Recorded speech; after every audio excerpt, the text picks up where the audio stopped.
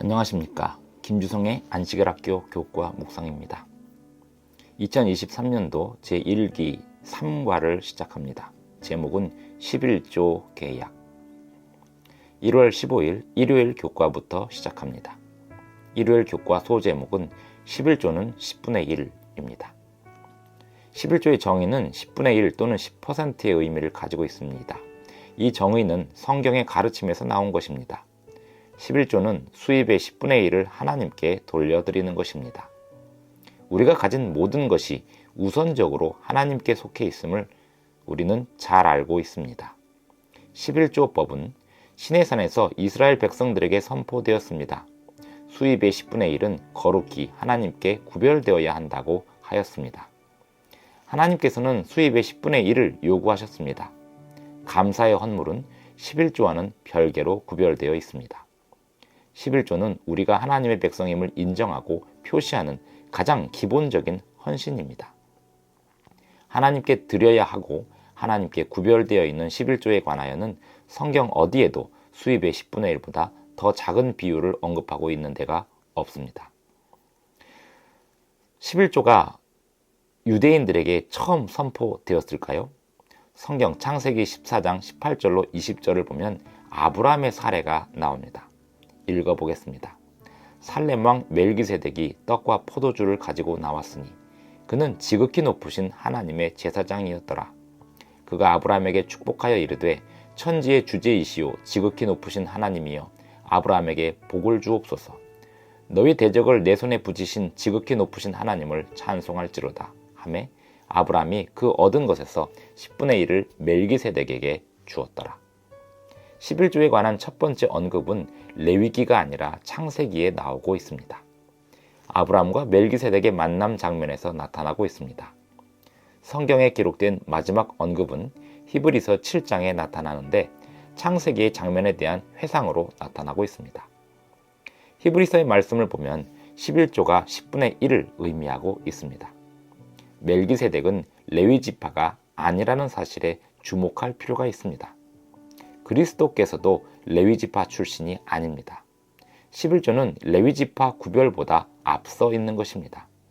이 말은 11조가 단지 유대인만의 전통이 아님을 뜻하는 것입니다. 시내산의 히브리인들에게서 유래된 것이 아니라는 의미입니다. 11조 제도는 유대인이 존재하기 전부터 있었던 것입니다. 창세기 28장 14절, 13절로 14절을 보면 하나님께서 야곱에게 복을 약속하는 장면이 나옵니다. 읽어보겠습니다. 또 본즉 여호와께서 그 위에 서서 이르시되 나는 여호와니 너의 조부 아브라함의 하나님이요 이삭의 하나님이라. 내가 누워있는 땅을 내가 너와 내 자손에게 주리니 내 자손이 땅의 티끌같이 되어 내가 서쪽과 동쪽과 북쪽과 남쪽으로 퍼져 나갈지며 땅의 모든 족속이 너와 내 자손으로 말미암아 복을 받으리라. 이 약속에 대한 야곱의 반응은 다음과 같았습니다. 20절로 22절을 읽습니다. 야곱이 서원하여 이르되 하나님이 나와 함께 계셔서 내가 가는 이 길에서 나를 지키시고 먹을 떡과 입을 옷을 주시어 내가 평안히 아버지 집으로 돌아가게 하시오면 여호와께서 나의 하나님이 되실 것이요 내가 기둥으로 세운 이 돌이 하나님의 집이 될 것이요 하나님께서 내게 주신 모든 것에서 10분의 1을 내가 반드시 하나님께 드리겠나이다 하였더라. 야곱이 집을 떠났을 때는 분노한 형 에서로부터 도망치는 때였습니다. 도망하던 중에 어느 밤중에 야곱이 꿈을 꿉니다. 사닥다리가 땅에서부터 하늘로 연결되어 있었습니다. 천사들이 그 사닥다리를 오르락 내리락 하고 있었습니다. 하나님께서 그 꼭대기에 서 계셨습니다. 그리고 야곱에게 약속하시기를 야곱과 함께 하시겠다고 하시고 언젠가 야곱이 집으로 돌아오게 하시겠다고 약속하셨습니다. 야곱은 진정한 회심을 경험하게 되었습니다. 그리고 말하기를 여호와께서 나의 하나님이 되실 것이요 하나님께서 내게 주신 모든 것에서 10분의 1을 내가 반드시 하나님께 드리겠나이다 하였습니다. 11조 제도와 안식일 제도는 십자가에서 폐지된 유대 전통과는 다른 것입니다. 11조 제도와 안식일 제도는 이 땅에 사는 하나님의 백성들이 예나 지금이나 마땅히 드려야 하는 하나님을 향한 헌신이고 의무입니다. 1월 16일 월요일 교과입니다. 제목은 창고는 어디인가? 성경 말라기 3장 10절을 읽습니다. 이 성경절에서 우리의 11조가 어디로 가야 하는지를 확인해 봅니다. 만군의 여호와가 이르노라, 너희의 온전한 11조를 창고에 들여 나의 집에 양식이 있게 하고 그것으로 나를 시험하여 내가 하늘 문을 열고 너희에게 복을 쌓을 곳이 없도록 붙지 아니하나 보라. 이 성경절을 보면 비록 구체적으로 언급된 것은 아니지만 그래도 알 수 있는 것은 하나님께서는 11조를 드릴 창고를 의도하신다는 사실입니다. 이 성경절에서 나의 집에 양식이 있게 하고 라는 구절이 창고의 방향을 더욱 분명하게 하고 있습니다. 나의 집이라고 언급된 하나님의 집의 중심지가 예전에는 성소였습니다. 성소는 시내산에서 모세를 통해 구체적으로 전달된 지시사항대로 세워졌습니다.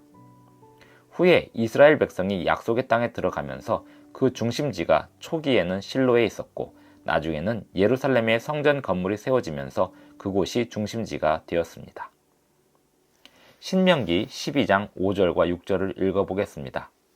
오직 너희의 하나님 여호와께서 자기의 이름을 두시려고 너희 모든 지파 중에서 택하신 곳인 그 계실 곳으로 찾아 나아가서 너희의 번제와 너희의 제물과 너희의 11조와 너희 손의 거제와 너희의 서원제와 낙헌 예물과 너희 소와 양의 처음 난 것들을 너희는 그리로 가져다가 드리고. 신명기 12장 5절로 14절까지 읽어보면 하나님의 백성들이 11조를 각자의 재량에 따라 어디에 드릴지를 정할 수 있다고 말하지 않습니다. 11조를 드리는 원칙이 있는 것입니다.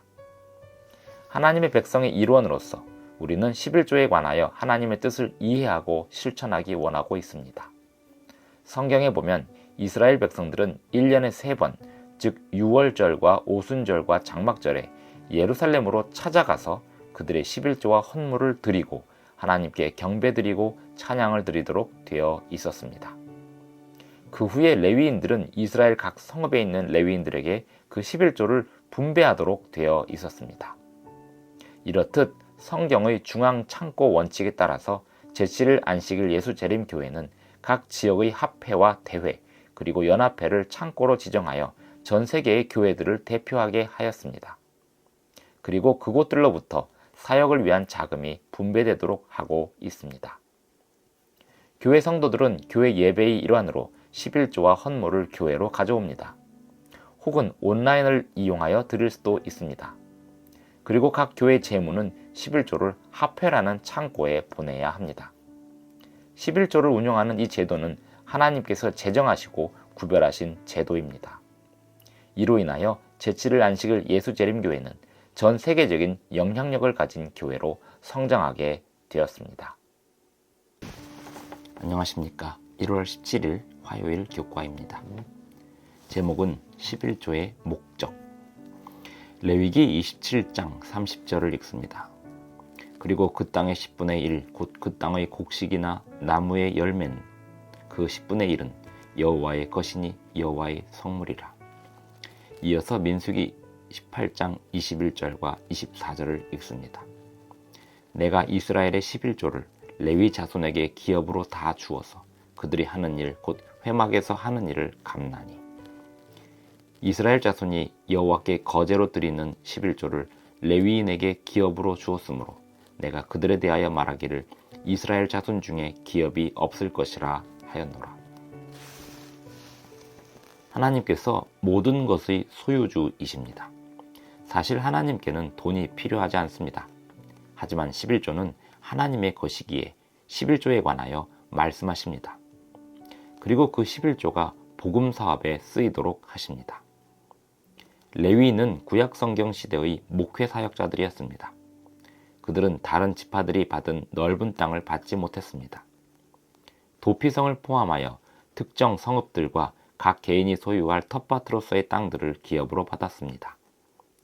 그들은 다른 지파 사람들의 11조를 공급받도록 되어 있었고 그들 또한 수입의 11조를 드려야 했습니다. 신약성경 사도행전 20장 35절을 읽어보면서 11조와 관련하여 어떤 교훈이 있는지 확인해 보겠습니다. 범사에 여러분에게 모본을 보여준 바와 같이 수고하여 약한 사람들을 돕고 또 주 예수께서 친히 말씀하신 바 주는 것이 받는 것보다 복이 있다 하심을 기억하여야 할지니라. 하나님께서는 우리가 주는 것과 드리는 것에 복이 있음을 알기를 바라십니다. 11조는 중요합니다. 왜냐하면 하나님을 신뢰하는 법을 배울 수 있게 하기 때문입니다. 수입의 10분의 1을 드림은 믿음의 행위입니다. 실천함으로써만 믿음이 자랄 수 있습니다. 예를 들어 마지막 때에 관해서 생각해 보겠습니다. 신실한 사람들이 요한계시록 13장 14장에 기록된 것처럼 사고팔 수 없게 되는 때를 생각해 봅니다. 하나님의 섭리와 사랑과 능력을 온전히 신뢰함이 모든 세상이 우리에게 적대적인 때일수록 가장 중요하게 될 것입니다. 신실한 11조는 그러한 신뢰를 굳건히 하는데 확실히 도움이 됩니다. 그러한 일이 있기 전에도 어떤 형편에 처하더라도 우리 각자가 하나님을 신뢰하기를 배우는 것이 얼마나 중요한지 모릅니다. 돈과 재정에 관하여 하나님께 신실해야 하는 또 다른 중요한 이유가 있습니다. 약속된 하나님의 실지 않은 복에 닿을 수 있게 함이 그 이유입니다. 11조 언약의 한 부분으로서 하나님은 약속하셨습니다. 쌓을 곳이 없도록 부어주실 복을 약속하셨습니다. 분에 넘치는 복을 받아서 우리는 다른 사람들을 도울 수 있고 우리가 드리는 헌금으로 하나님의 사업을 도울 수 있습니다. 안녕하십니까. 1월 18일 수요일 교과입니다. 제목은 세금을 공제하기 전 수입에 대한 11조인가 아니면 세금을 공제한 이후의 수익에 대한 11조인가 입니다. 번역된 교과책 제목은 총수입에 대한 11조인가 순수익에 대한 11조인가 이렇게 번역되어 있습니다. 만약에 시간당 수입을 얻는다거나 월급을 받는 사람이라면 그 수입에 대한 11조를 계산합니다. 만약에 자기 사업을 하는 사람이라면 증가분 또는 이익에 대한 11조를 계산합니다. 많은 나라들이 치안, 도로공사, 실업수당 등과 같은 공공서비스 비용을 충당하기 위해서 근로자의 소득에서 세금을 공제합니다. 총 수입에 대한 11조인가 순수익에 대한 11조인가 하는 질문은 국가에 대한 세금이 공제되기 전에 11조를 계산할 것인가 아니면 세금이 공제된 후에 계산할 것인가에 대한 질문이 될 수 있습니다. 자기 사업을 하는 사람들은 자기의 세금이 공제되기 전에 그들의 실제 이익을 산출하기 위하여 사업비용 지출분을 합법적으로 공제할 수 있습니다. 그러므로 세금 책정은 사업비용을 제외한 실제 이익으로 책정을 할 수 있는 것입니다. 자기 사업을 하는 사람들도 역시 세금이 공제되기 전에 11조를 계산할 것인가 아니면 세금이 공제된 후에 계산할 것인가 하는 같은 질문 앞에 설 수 있는 것입니다. 성도들의 헌금생활 연구에 따르면 제7일 안식일 예수재림교회 성도들 대다수가 세금을 공제하기 전의 수익에 대한 11조를 드리고 있습니다. 1990년 대총회에서 발행한 11조 원칙과 지침 22쪽을 보면 이렇게 되어 있습니다. 11조는 법적인 세액 공제나 기타 근로자 공제 전의 총 수입을 기준으로 계산하여 드려야 한다. 열왕기상 17장 9절로 16절을 보면 엘리야가 보냄을 받아서 대접을 받게 되어 마주한 과부의 상황이 나옵니다.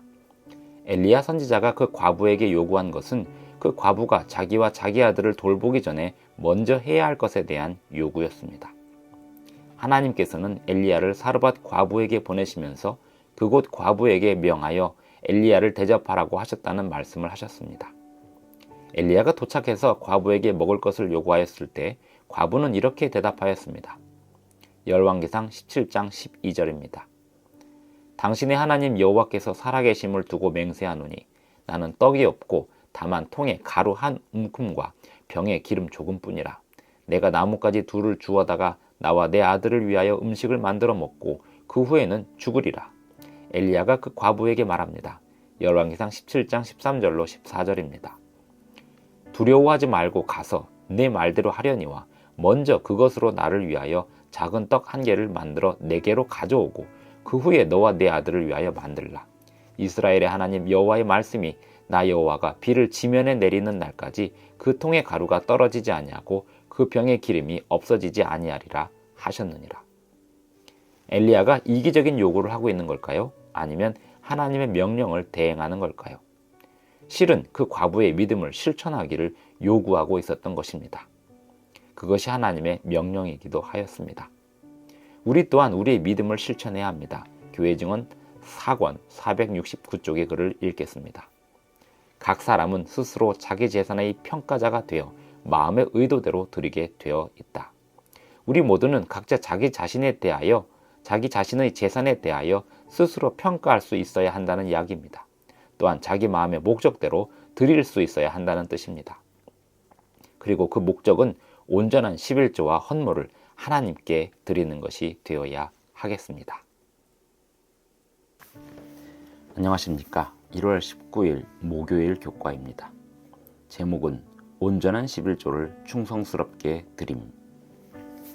우리는 하나님의 복된 자녀들이요 청지기들입니다. 우리에게 어떤 말씀이 제공되었는지 보겠습니다. 고린도전서 4장 1절과 2절을 읽습니다. 사람이 마땅히 우리를 그리스도의 일꾼이요 하나님의 비밀을 맡은 자로 여길지어다. 그리고 맡은 자들에게 구할 것은 충성이니라. 11조를 충성스럽게 드린다는 것은 무엇을 의미할까요? 이번 주에 우리는 11조와 관련된 몇 가지 요소들을 살펴보았습니다. 첫째, 액수 10분의 1, 즉 또는 10%는 수입 또는 재산 증가분의 10분의 1입니다. 창고의 드림, 복음사역자들에게 급여를 지불하는 곳이 창고입니다. 세 번째, 우리 수입의 첫 번째 것으로 하나님을 경배하는 것입니다. 네 번째, 올바른 목적을 사용함, 즉 복음사역을 위해 사용함이 11조의 올바른 사용입니다. 교회의 구성원으로서 위의 세 가지를 확인하고 실천함이 우리 각자의 책임입니다. 창고의 책임자는 11조가 올바르게 사용되도록 할 책임이 있습니다. 11조는 우리의 재량에 따라 드릴 수 있는 것이 아니고 다른 헌금과는 성격이 다른 것이고 특별히 구별되어야 합니다. 10분의 1을 올바른 창고에 드리는 것이 우리의 책임입니다. 11조의 한도는 우리가 정하는 것이 아니라 하나님이 하십니다.